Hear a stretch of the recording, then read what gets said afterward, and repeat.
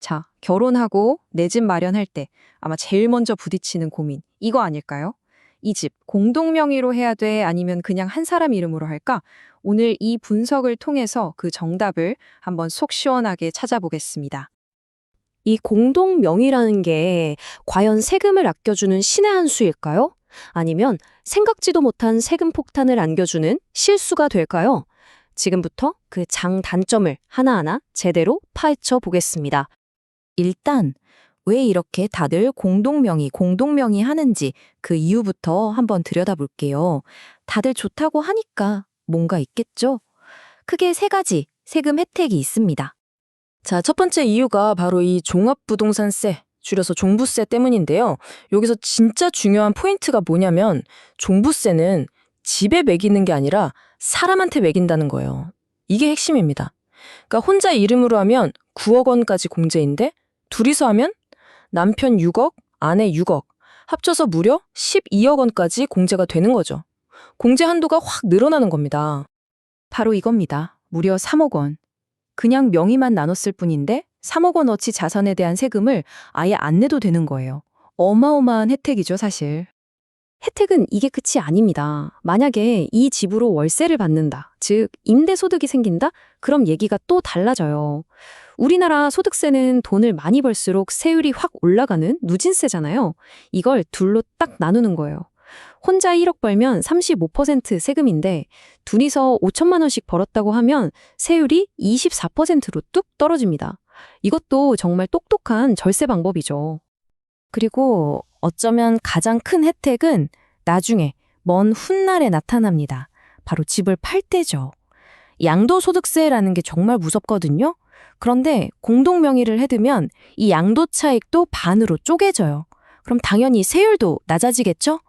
거기에다가 한 사람당 250만 원씩, 둘이 합쳐 500만 원, 기본 공제까지 받으니까 나중에 집 팔 때 내는 세금이 정말 확 줄어드는 효과가 있습니다. 자, 여기까지 들으면 와, 공동명의 안 하면 바보네? 이런 생각 드시죠? 거의 무조건 해야 하는 것처럼 보이잖아요. 그런데 항상 모든 일에는 하지만이 있습니다. 이 완벽해 보이는 전략에도 치명적인 함정이 숨어 있다는 거죠. 자, 지금부터가 오늘 이야기의 핵심입니다. 집중하셔야 돼요. 바로 증여세라는 함정입니다. 절세하려고 했다가 오히려 세금 폭탄을 맞을 수 있다는 건데, 아니 이게 도대체 무슨 소릴까요? 세무서에서는 이렇게 보는 거예요. 예를 들어 남편이 혼자 돈을 벌어서 집을 샀어요. 그런데 명의를 반반으로 한다? 이건 남편이 아내한테 집의 절반을 공짜로 선물, 즉 증여한 거라고 보는 겁니다. 아무리 부부 사이라고 해도 말이죠. 이거 실제로 있었던 일인데요. 한번 보세요. 남편이 20년 동안 정말 열심히 일해서 20억짜리 집을 샀어요. 당연히 세금 아끼려고 공동 명의를 했죠. 아내한테 10억 원 지분이 넘어간 거잖아요. 근데 아내는 그동안 소득이 없었어요. 그럼 국세청에서 볼 땐 10억 원을 증여했구나 이렇게 보는 겁니다.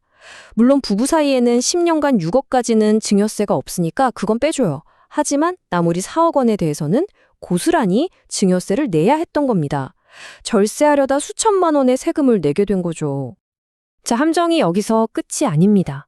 이번엔 특히 집을 한 채 더 사려는 투자까지 생각하는 부부들이 빠지기 쉬운 함정이에요. 이 표를 보시면 바로 이해가 되실 거예요. 정부가 집값을 잡으려고 지정한 조정 대상 지역이라는 곳이 있잖아요. 여기에 두 번째 집으로 빌라를 산다고 해봅시다. 만약 아내 혼자 이름으로 사면 남편도 1주택, 아내도 1주택, 아무 문제 없어요. 그런데 이걸 같이 사자고 공동 명의로 하는 순간 남편은 원래 있던 강남 아파트에 빌라 지분 50%가 더해져서 순식간에 2주택자가 되어버립니다. 그럼 어떻게 되냐고요? 종부세율이 거의 2배로 뛰는 정말 끔찍한 일이 벌어지는 거죠. 자, 이제 장점도 확실히 알았고 무서운 함정들도 다 살펴봤습니다. 그럼 도대체 우리 집은 어떻게 해야 할까요? 이제 그 결론을 내릴 시간입니다. 정답은 복잡하지 않습니다. 이 4가지 질문에 솔직하게 답해보시면 돼요. 첫째, 우리 부부 둘 다 소득 증빙이 가능한가? 둘째, 집값이 12억을 훌쩍 넘어서 증여세 걱정을 해야 할 정도인가? 셋째, 혹시 조정 대상 지역의 집을 더 살 계획이 있는가?